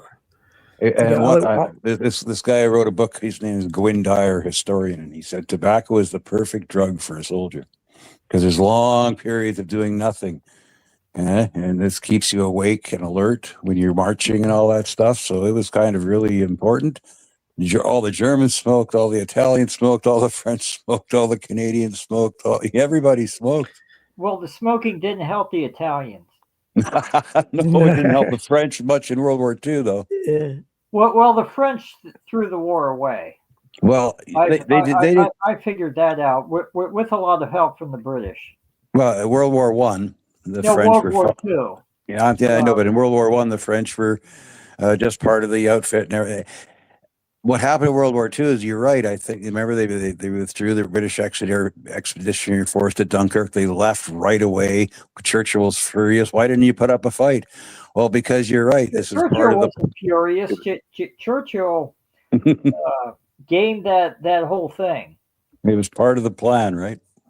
Absolutely. Yeah. I mean, Hitler put up a much better act than what Churchill did. Churchill was drunk all the time. Basically, just a drunken bum. I gotta say one thing that I read about Hitler, that his favorite movie was King Kong, the 1933. That's what they claim. His favorite. And so Hitler, and I would love, because I love King Kong, 1930, one of my favorite movies. It's my favorite Frank Capra movie of all time. So one of my fantasies was to sit beside Hitler and watch King Kong. Oh my God, I got to go for supper. Got to go, guys. Okay. Take care, RB. See you tomorrow night, 10 You bet. p.m. on Beyond the Pale. Be listening to it. But I just thought, just imagine the experience that it would be if him waving his hands dramatically and everything, and why did he love? I mean, did he? I don't know. Did he associate King Kong with taking the blonde woman? I don't know. I don't know if you knew that or not. Wait, well, it's one of the odd facts that are in my head. Yeah, well, I know nothing about Hitler's favorite movies. The Austrian painter just remains a complete enigma to me. Basically, I think that he was a very patriotic man. He wanted to do what was right for the German people, but at the same time, he was very occultic and nationalistic. And then finally, I think they made him an offer he couldn't refuse, and he said, "Okay, I'll do all of this, and then I'll go into a great retirement." And he basically he basically presided over the destruction of Germany, and Hitler fooled all of especially the Eastern Europeans who saw him as on their side for a great crusade against Bolshevik Russia, who they rightly saw as an enemy straight out of the pit of hell. Well, what do you think would have happened if let's again Hitler? Let's say Hitler dies in 1938 or something. I think he goes down as Germany's greatest leader. And what happens to if Germany didn't ever invade they didn't go into Poland, they didn't go into France or anything. How could they have they couldn't, that's what you say. It had to be scripted because they couldn't. World War I assured, the Treaty of Versailles assured that there would be a World War II. So they couldn't have gotten World War II. So just imagine what the world would have been. I mean, how many, 50 million or how many, people would be alive afterwards that weren't. But I mean, imagine what would they have done? Because what would they have based the war on? Well, they would have gotten their war one way or another, because the very evil people have been in charge of the world for centuries now. Mm-hmm. And not just in the governments, but also in the Catholic Church and also in the other churches. Mm-hmm. And I'm convinced. I mean, I always go back. I get a lot of pushback on it, but I always go back to what Our Lady said at Fatima. And I mean, I'm totally convinced that if Pius XII would have fulfilled the request of Fatima in 1941. The Germans would have won the war. They would have defeated Russia in spite of themselves, and the banking cabal would have been exposed, and the pushback against that would have brought about a universal peace. And I think back then people had enough morals that they had enough. They had enough entropy or whatever from Christendom that they wouldn't have gone completely berserk. I mean, today we've been living in 60 years of people just drowning in materialism, and they have no ideals. People today live for nothing outside and beyond themselves. They just live for themselves. Sure. And as such, they're cowardly. They're not really willing to stand for ideals. And no, I get a lot of pushback. I mean, Billy Ray Valentine blames me for and people like me for being eschatological and following St. John as far as the book of the Apocalypse is concerned. But St. John wrote the Apocalypse, and those prophecies are going to come to fruition. And what pushes them to fruition, of course, are the sins of men. Don't change, WW. You're a unique character. You're one of a kind. But there are 4 sins that cry to heaven for vengeance: willful murder, sodomy, which is quote unquote homosexuality, or however you want to put it, depriving the worker of his just wage, which is what the IRS does day in and day out, and oppression of the poor, which is what most of these governments now do. Well, I mean, I agree with you, but those are, you're saying that, right? That's not anywhere in the Bible, is it? Well, it actually is in the Bible. I forget where, but those are the four sins, and those are the sins that basically all the governments of the world are colluding and committing on a day in, day out basis. No, absolutely. I don't know that I would put I don't know if I would put sodomy at the same level with them, but well, look at what I call Hollywood. Okay, we were talking about Sure. Hollywood a few minutes ago, and sure. look at what they did to Star Wars and Star Trek. Okay, they pushed all of these gay and trans actors, and Sure. and Well, they do that to they everything. had all these trans characters in these shows, and they've totally alienated the fans. I mean, look at the latest Star Wars movie; it was a complete flop. Okay, and the latest Star Wars movie, they actually cleaned up their act a lot, but still, they've disenfranchised the fans, and so the fans are not going to watch their crap anymore. They push this stuff all the time. Well, they do. Angel Blue's mentioning some great stuff in the chat about, yes, I love Jimmy Stewart. He's my favorite actor. I have seen that Jack Benny show. I think so. If you listen to me, it's one my four favorite movies of all time are what I call the Frank Capra Populist Quartet. It's a Wonderful Life, Me, John Doe, Mr. Smith Goes to Washington, Mr. Deeds Goes to Town. Then comes King Kong, the 1933 version. But those are I think they're unparalleled. They help form my core philosophy. Jimmy Stewart was a great guy, and when I was writing On Borrowed Fame, one of the people I got to talk to a lot of people that are on meant a lot to me, and one of them was Carolyn Grimes, who was the little girl that played Zuzu, Zuzu's Petals, and It's a Wonderful Life. Very sweet lady. I had a nice long conversation with her, and she was talking about it, and she didn't have she had kind of a tragic life. Her career didn't last very long, but she's immortalized on screen as Zuzu and Zuzu's Petals. So I'm sure that, and she goes to the It's a Wonderful Life conventions and stuff, because not many of them left now, her and a couple of the other kids. But she talked about after she didn't see Donna Reed or Jimmy Stewart or anything for a while, then Jimmy Stewart, decades later, looked her up and tried to find out what happened to her, and wanted to know how her life turned out, and became her friend. And so I just think that's an amazing story, because, she was just a kid actor who didn't have a long career at all, and that's incredible that a big star like James Stewart would do that. So I think that speaks very well for him. So, and Angel Blue also says White Wolf Sacred Heart Feast today. Is that right? See, I'm not up on my Catholic. Yes, today is the feast of the Sacred Heart. Yes. And tomorrow is the Feast of the Immaculate Heart. Tomorrow is also the anniversary of the apparition of Toy. And last year, during the anniversary of the apparition of Toy, that's when Israel attacked Iran and ratcheted up World War III to the next level. Mm-hmm.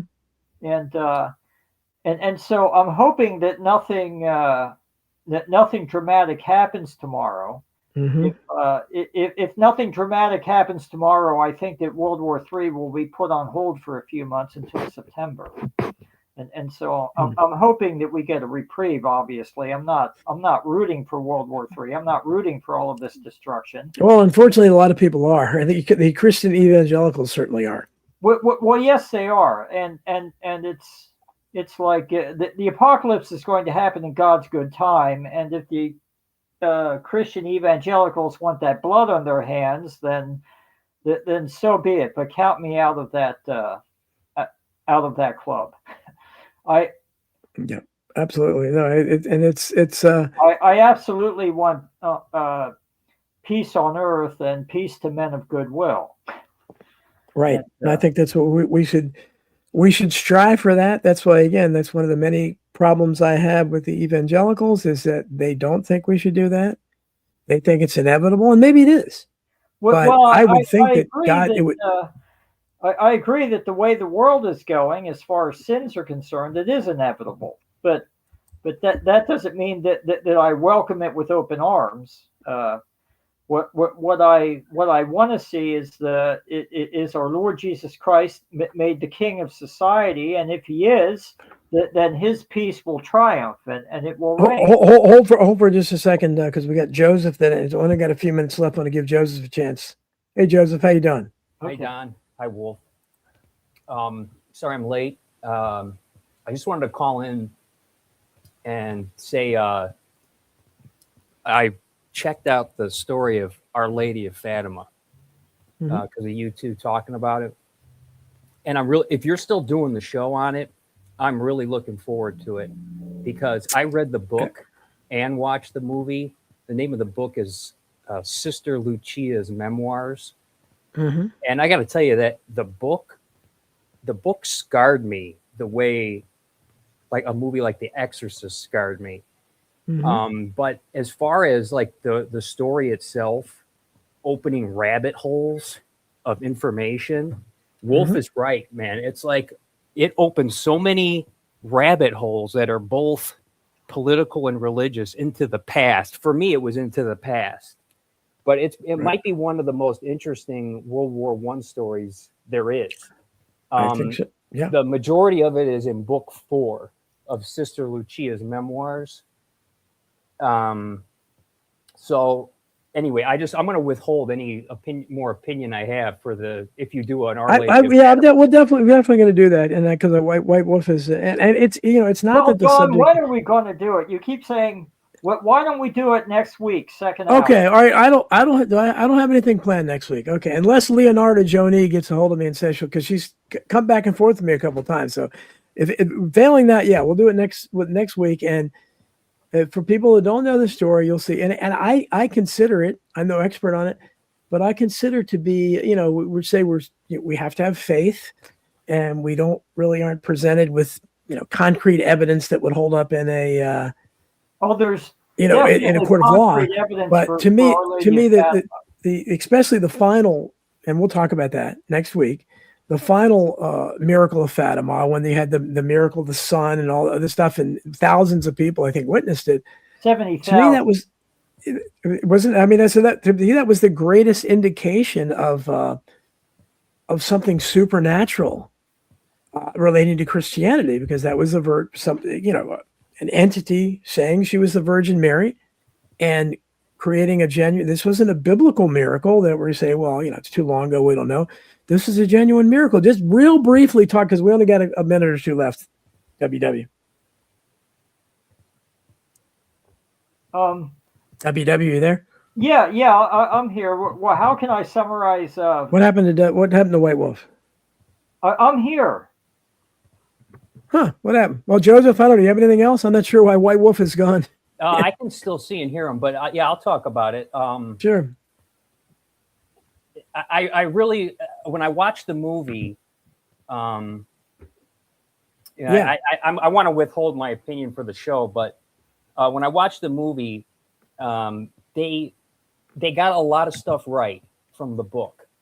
One thing that they omitted from the movie was the first 3 events. The movie starts on the 4th event, as if it was the first, and then goes from there. And also the event in the sky, the people witnessed the, I forgot what they call it, like weather type events. They noticed clouds or orbs of light that were strange. And that's what the crowd saw. But as far as the image of Mary or any of the other images, only the children saw that. This is because two people in the chat are saying they can hear White Wolf. I can't hear. You can't hear me either, right, Joseph? I can hear him and see him. Can you hear me? Oh, now I can hear you. Okay, yeah, I couldn't hear you for a while. Okay, well, we're going to do a show next week. Issues too. Okay, we're gonna have it. We'll have a show on it by special request next Friday. WWB ready, okay? I will be ready. I will have all my ducks lined up, and Yeah, we'll do that, and we'll see. Because I mean, again, it's, and I understand there's not that many Catholics in the audience, and I don't know that you have. It helps to be Catholic to believe this, because again, Catholics are one things they get criticized for is the veneration of Mary, we pay too much attention to her. They don't like that. God is truth. Okay, God is not Catholic and God is not Protestant. God is the eternal Word. I always get people act like there's Catholic truth and there's Protestant truth. No, there's just one truth. Right. Hey, WW, I just got a text, a message that if you're gonna do anything with the third secret of Fatima, you need to get David Smuts on. Who's David Smuts? Do you know him? I have no idea who he is. Okay, well, we'll look him up and see.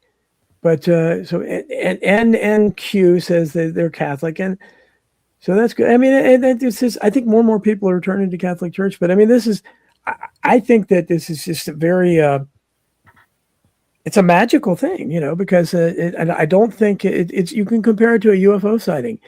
Thousands of people seeing something. Talk about the new mass being the abomination of desolation. And we need to talk about Vatican II because all of this is tied into Fatima. Right, exactly. What is Vatican II? It's much more than just World War III in Russia. Well, Vatican II is, and I'm old enough to where I vaguely remember the old Mass. I remember the Domine. I remember the Latin Mass. But when I was like 5 or 6 or something, Vatican II took hold and they changed the Mass, and so it was no longer said in Latin. Well, I can serve the old Mass in Truibo Auditorii Dei, De Inquietificat Juventutem Meum. It had a beauty. It had a beauty and a majesty that was lost. And it was the rite of St. Peter the Apostle.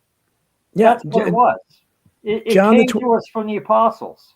Right. Well, John the 23rd was the Pope, and a lot of people, to be honest with you, I can't talk too much more but in my view, looking at it, especially back now, the main change of Vatican II was that we stopped talking so much about the Jews being responsible for the death of Christ. Am I right there, WW?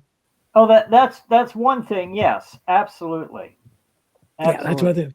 But we're just about out of time. We're going to talk about this next week. So we're going to have a really big show next week. So I hope all the people, and we got some skeptics here. So that's cool. Come on in, and you'll have a chance. Come next week, listen to what WW has to say, and maybe I can get that other guy. I don't know.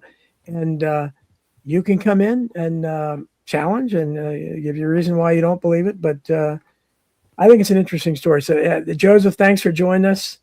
And thanks. WW, I always appreciate your contributions. Peter Yim, thanks for an interesting discussion. So we'll talk next week. WW, be ready. And so listen. Be here next Friday for a discussion on Fatima. Thanks, everybody, for listening to I Protest. We'll talk to you next week.